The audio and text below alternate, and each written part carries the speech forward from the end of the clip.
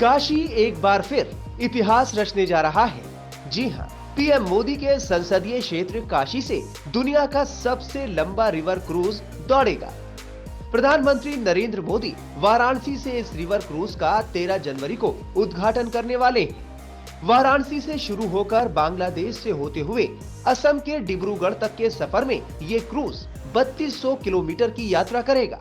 50 दिनों की यात्रा में लग्जरी क्रूज पर सवार यात्री देश के 27 रिवर सिस्टम से होकर गुजरेंगे। इनमें गंगा, भागीरथी और ब्रह्मपुत्र के साथ ही राष्ट्रीय जलमार्ग 3 या वेस्ट कोस्ट कैनाल शामिल है। इस दौरान ये क्रूज 50 से अधिक पर्यटन स्थलों पर रुकेगा, जिनमें विश्व धरोहर स्थल जैसे कि काशी की गंगा आरती, असम का काजीरंगा नेशनल पार्क और सुंदरवन डेल्टा जैसे महत्वपूर्ण स्थल शामिल हैं। अपने सफर में ये 1100 किलोमीटर की यात्रा बांग्लादेश के अंदर पूरी करेगा। इनलैंड वाटरवेज टूरिज्म में एक बहुत बड़ी उपलब्धि होगी। ये माननीय प्रधानमंत्री जी द्वारा 13 तारीख को इसकी झंडारोहण दिखा के रवानगी की जाएगी।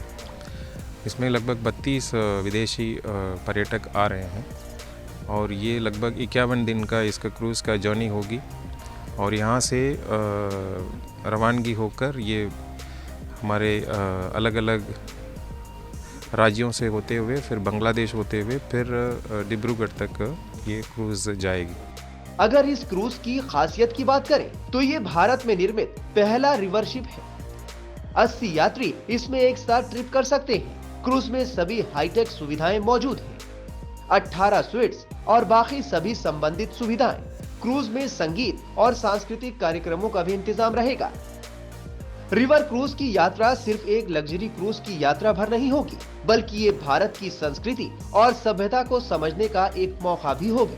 पोत परिवहन और जलमार्ग मंत्री सर्बानंद सोनोवाल ने हाल ही में कहा था कि क्रूज सर्विस के साथ कोस्टल और रिवर शिप का विकास करना सरकार की प्राथमिकता में है। प्रधानमंत्री नरेंद्र मोदी भी कह चुके हैं कि देश में 100 राष्ट्रीय जलमार्ग बनाने का लक्ष्य रखा है। इन जलमार्गों को इस तरह से तैयार किया जाएगा कि इनमें क्रूज शिप और कार्गो गुजर सके।